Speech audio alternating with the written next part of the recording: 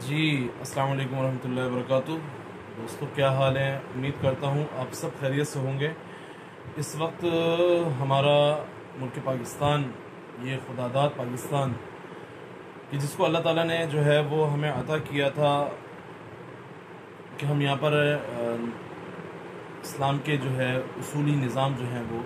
ہم نافذ کریں، اسلام کا صحیح معنوں میں پریکٹیکلی جو ہے وہ اسلام کا نفاذ ہو۔ لیکن افسوس یہی بات کہی جاتی ہے اور دیکھنے میں جو چیزیں آ رہی ہیں کہ علمان الحفیظ بہت خطرناک آنکھ کی طرف اس ملک کو دھکیلا جا رہا ہے۔ اس بات کو یاد رکھیے گا کہ میں آپ کو یہ بات جو اب بتانے جا رہا ہوں، عرض کرنے جا رہا ہوں کہ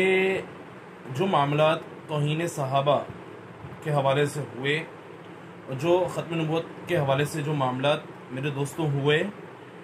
جب امت ایک اکٹھی ہونی شروع ہوئی تھی، علماء ایک پلیٹ فارم پہ آنا شروع ہو گئے توہین صحابہ پر اور سب یکجا ہونا شروع ہو گئے، تو اب باطل کو اور اب دشمن کو یہ لگا کہ اب یہ ایک ہوں گے تو اب معاملات جو ہیں وہ ہمارے ہاتھ سے نکل جائیں گے، جو ہماری سازشیں تھی نا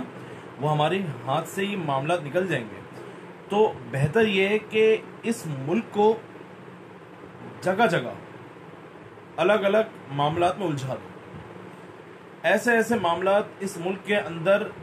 پیدا کر دی جائیں کہ جس کی وجہ سے آٹومیٹک لوگوں کا جو ذہن ہے وہ ڈائیورٹ ہو جائے، وہ ہٹ جائے۔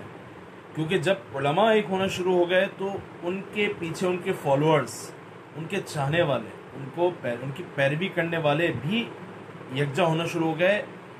آپ یہ کہہ لیجئے کہ امت متحد ہونا شروع ہو گئی باطلی عناصر کے آگے، اور امت کا متحد ہونا یہ دشمن کے لیے سب سے بڑا خطرہ ہے۔ تو خلاصہ کلام یہ کہ جو بھی معاملات اس وقت جو ہو رہے ہیں میرے دوستوں، یہ ہمارے ذہن کو صرف ہٹانے کے لیے، ہمارے ذہن کو ڈائیورٹ کرنے کے لیے کہ جس معاملات پہ ہم یکجا ہو رہے ہیں اس سے یہ لوگ ہٹ جائیں اور ادھر ادھر سب جو لوگوں کا ذہن ہے وہ انتشار کا شکار ہو جائے، لوگوں کو منتشر کر دیں ان کا زہر اس چیز سے کہ جس پلیٹ فارم پہ لوگ جمع ہو رہے ہیں یہ لوگ ہٹ جائیں۔ تو میرے پیاروں، ہمیں ایک رہنا ہے چاہے کچھ بھی ہو جائے، توہین صحابہ والا معاملہ ہو، ختم نبوت کے حوالے سے معاملات ہوں، ہمیں ایک رہنا ہے چاہے کچھ بھی ہو جائے، ہمیں ایک رہنا ہے،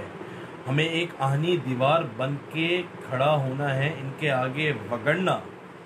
جو معاملات صدیوں سے سالوں سے چل رہے تھے صحابہ کرام کی توہین کے حوالے سے،